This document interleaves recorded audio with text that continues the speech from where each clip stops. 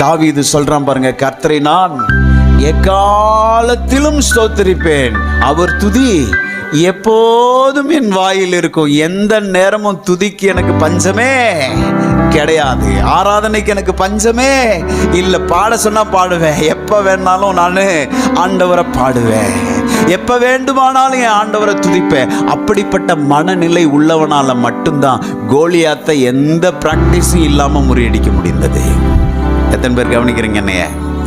கோலியாத்தை முறியடிப்பதற்கு தாவீது ஒரு 3 நாள் டைம் கேட்கல, எனக்கு ஒரு 3 days டைம் கொடுங்க, நான் கொஞ்சம் போய் எக்ஸசைஸ் பண்ணிட்டு வரேன்னு.